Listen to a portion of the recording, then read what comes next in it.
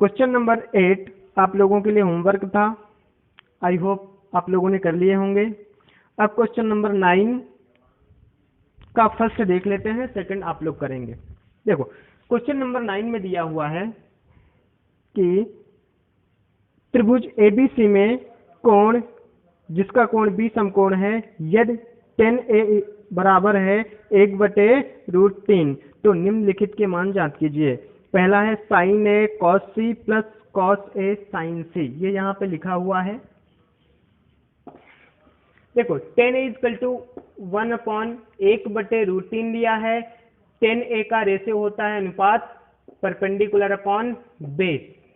इसको आप लोग हिंदी में कैसे लिखेंगे? लंब बटे आधार।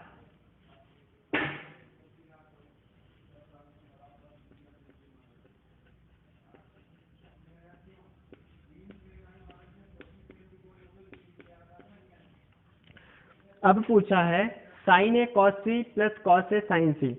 देखो हमारे पास यहाँ पे कर्ण की वैल्यू नहीं दी है, लंब की वैल्यू मिल गई 1, आधार की वैल्यू मिल गई √3, कर्ण की वैल्यू नहीं दी है। क्या हमें कर्ण की वैल्यू की जरूरत है? चलो चेक करते हैं। sin A का रेशियो क्या होता है? लाल बटे कक्का से लंब बटे कर्ण। हाँ, कर्ण की जरूरत मुझे पड़ने वाली है। तो सबसे पहला काम क्या है? हमें पाइथागोरस थ्योरम यूज करके कर्ण का मान निकालना है। देखो हमने एक ट्रायंगल बना लिया है, त्रिभुज बना दिया है। कौन सा त्रिभुज? समकोण त्रिभुज ABC, जिसमें कोण B समकोण है। ऐसा क्वेश्चन में भी बोला है। इसे पाइथागोरस थ्योरम यूज करेंगे तो फाइनली आंसर ये आ जाएगा। मुझे नहीं लगता कि ये सब चीजें आप लोग के लिए एक्सप्लेन करने की जरूरत है, ये तो छोटी छोटी बातें हैं, आप लोगों को आती होंगी। आगे देखते हैं। अब हमें सबकी वैल्यू मिल गई है। आधार और लंब की वैल्यू पहले थी, कर्ण की वैल्यू हमने अभी निकाल लिया है।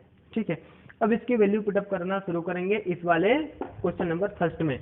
sin A cos C, ठीक है। sin A, सबसे पहले एंगल को ढूंढ लो। A कहाँ पे है? यहाँ पे, यहाँ पे है।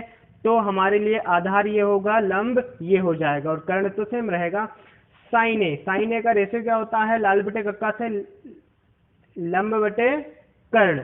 लंब है 1, कर्ण है 2, हमने लिख दिया 1/2। यहाँ पे sin A और cos C डायरेक्ट लिखा है, मतलब इन दोनों के बीच में गुणा है। अब cos C एंगल कहाँ पे है? यहाँ पे है, यहाँ पे C है। और cos का रेशियो क्या होता है? लाल बटे कक्का से आधार बटे कर्ण। इसका आधार होगा ये और कर्ण तो सेम है, तो 1/2। cos C की वैल्यू आ गई 1/2। ये साइन लगाएंगे हम यहाँ पर। अब cos A का मान निकालने की कोशिश करेंगे। एंगल इसकी बात हो रही, एंगल A की बात हो रही है। cos का रेशियो क्या होता है? आधार बटे कर्ण। A एंगल की बात चल रही है तो आधार ये है, कर्ण ये है, तो √3/2, √3/2। अब sin C, एंगल इसकी बात चल रही है। साइन का रेशियो क्या होता है? लंब बटे कर्ण। लंब है हमारे पास √3, कर्ण है 2, तो √3/2।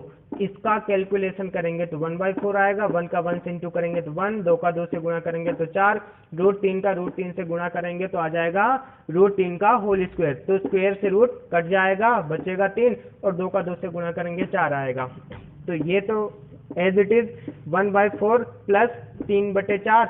अगर दोनों के डिनोमिनेटर सेम है, अगर दोनों के डिनोमिनेटर सेम है तो इसको एक बार लिखो, इसको डायरेक्ट ऐड कर दो 4/4, और इसको काट देंगे तो 1 आ जाएगा।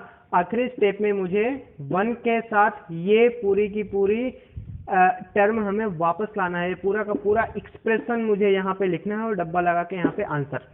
क्वेश्चन नंबर सेकंड इसी का, क्वेश्चन नंबर 9 का सेकंड। देखो हमने कर्ण तो निकाल लिया है, बस वैल्यूज दिया है, ये ऐसा दिया है, इसका रेशियो निकालो, आंसर लिखो, खट से आंसर आ जाएगा। आई थिंक बहुत इजी है, इसलिए आपको खुद करना है। अब आएंगे क्वेश्चन नंबर नेक्स्ट पर। एक्सरसाइज 8.2 का क्वेश्चन नंबर फर्स्ट है। फर्स्ट है सॉल्यूशन। क्वेश्चन में दिया हुआ है sin 60 degree cos 30 degree minus sin 30 degree cos 60 degree की वैल्यू फाइंड आउट करना है हमें। बड़ा ही इजी क्वेश्चन है, ये कुछ नहीं करवा रहा है, ये सिर्फ आपको ट्रिग्नोमेट्रिक टेबल याद कराना चाह रहा है। देखो sin 60 की वैल्यू टेबल से देख के लिखना है, √3/2 होती है, इंटू cos 30 डिग्री की वैल्यू होती है √3/2, माइनस sin 30 डिग्री की वैल्यू होती है 1/2, इंटू cos 60 डिग्री की वैल्यू होती है 1/2। इनको कैलकुलेट करेंगे, मीन्स इनका इंटू करेंगे, √3 इंटू √3 हो जाएगा 3, रूट से स्क्वायर कट जाएगा, 2 2 जा 4, 1 1 जा 1, 2 2 जा 4। इसको सॉल्व करने के बाद 4/4 आएगा और इसको कट करेंगे तो 1 आएगा। आखिरी स्टेप में मुझे आंसर लिखते समय ये कॉपी करना यहाँ पे और ऐसा ब्रैकेट लगा देना, आंसर लिख देना है, बस इसका इतना ही आंसर था।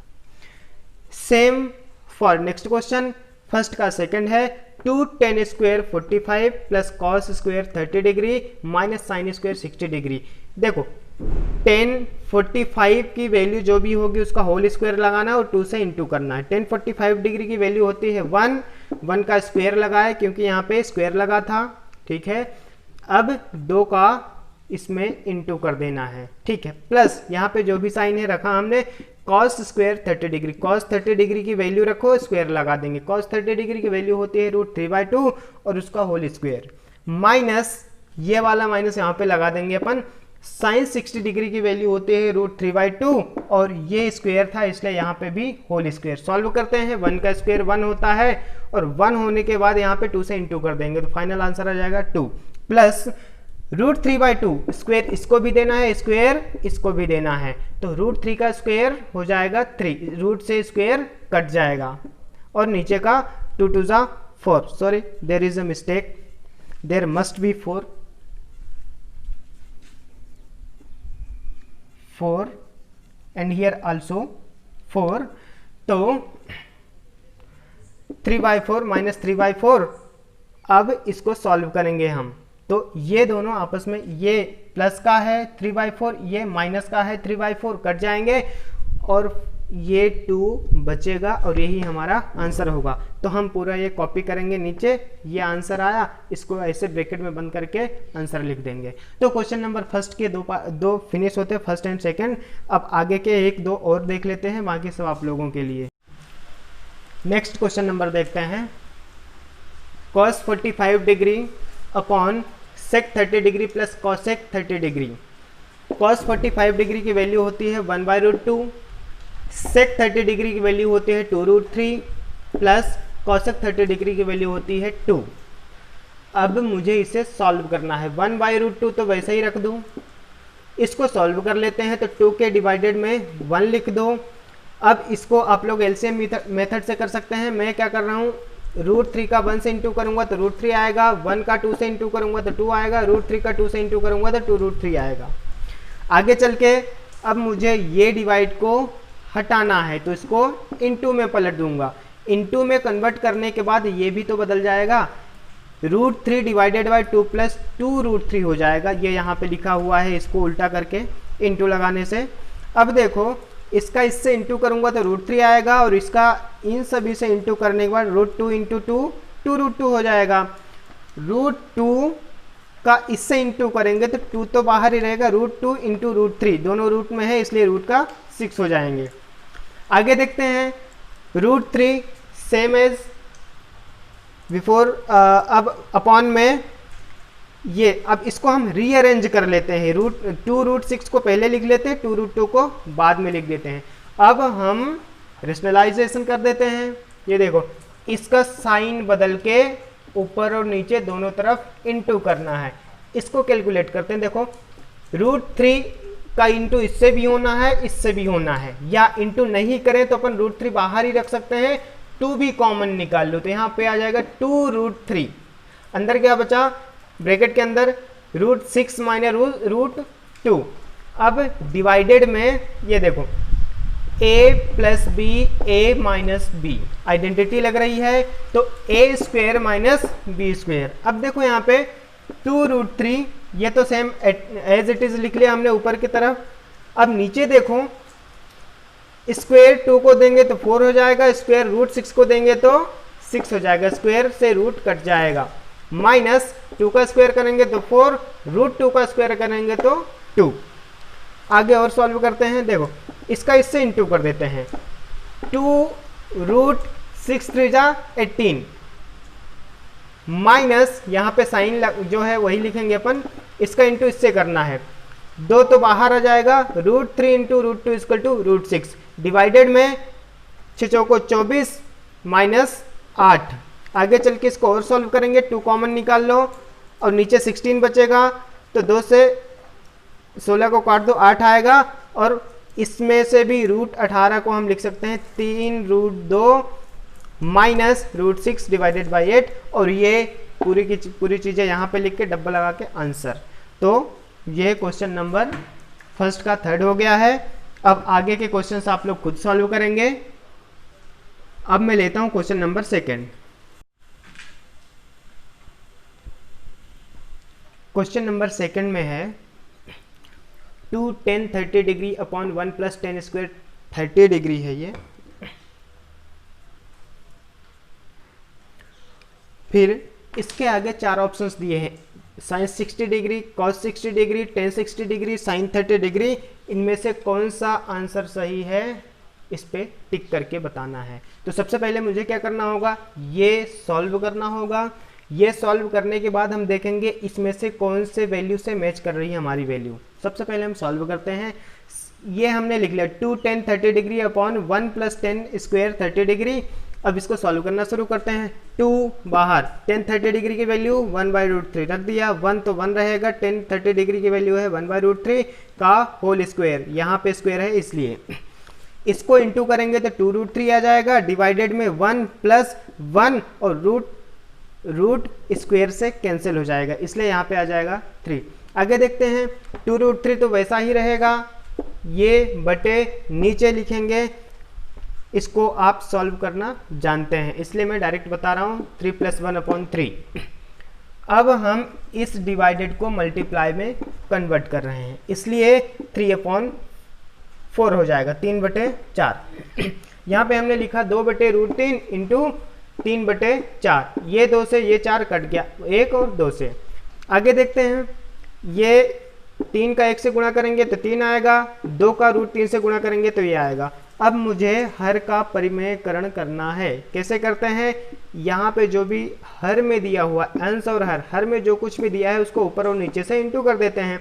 ये हो जाएगा 6 इंटू √3 मतलब 6√3 डिवाइडेड बाय, ये देखो यहाँ पे ये और ये आपस में इंटू में है, 2 2 जा 4, √3 का √3 से इंटू करेंगे तो रूट स्क्वायर से कट जाएगा, तो यहाँ पे बचेगा 3, तो 4 3 12 12, तो 6 कम 6 6 2 9 12, यहाँ पे 1/2 और 1 लिखने की जरूरत नहीं है इसलिए √3/2, और √3/2 वैल्यू होती है, इसमें से ढूंढ लेंगे साइन 60 की होती है क्या, हाँ टेबल में देखेंगे तो साइन 60 डिग्री की वैल्यू होती है √3/2, इसलिए option number first is correct. बचे वाले ऑब्जेक्ट, इसके बचे वाले क्वेश्चंस आप लोगों के लिए ही है, कैलकुलेशन ही करना है। आपकी मिस्टेक अगर कहीं होती है तो ये यहाँ कैलकुलेशन में मिस्टेक होगी, बड़े ध्यान से करें, और कोई डाउट आए तो मुझे बताएं। 8.2 का क्वेश्चन नंबर थर्ड है,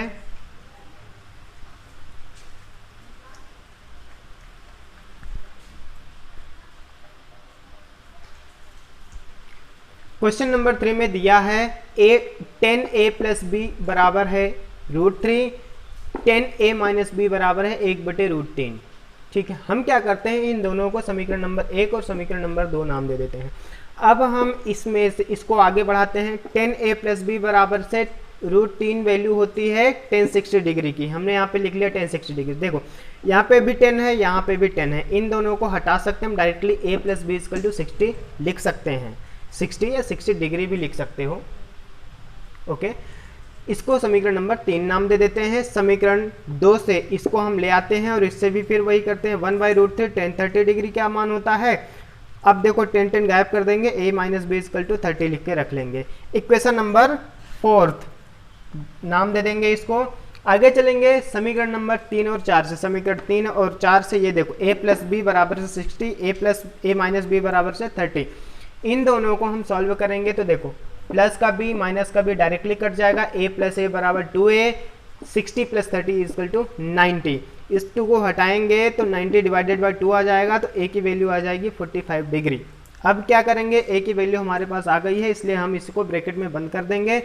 समीकरण 1 या समीकरण 2 किसी में भी ए का मान रख देंगे तो बी का मान मुझे मिल जाएगा। समीकरण 3 से लेते हैं। समीकरण 3 में है a plus B equal to 60 degree, तो ए का मान हमारे पास है 45 और बी का मान निकालना है बराबर से 60। इस 45 को उधर ट्रांसफर करेंगे तो माइनस का आ जाएगा, 60 में से 45 घटाएंगे तो 15 आ जाएगा, बी का मान आ गया 15। अब हमारे पास ए का मान 45 आ गया है, बी का मान 15 आ गया है, तो इसलिए फाइनल आंसर लिखते समय answer angle A is equal to 45 degree, angle B is equal to 50 degree. उसने यही पूछा था कि इनमें ये और इनमें इन दोनों में ए और बी का मान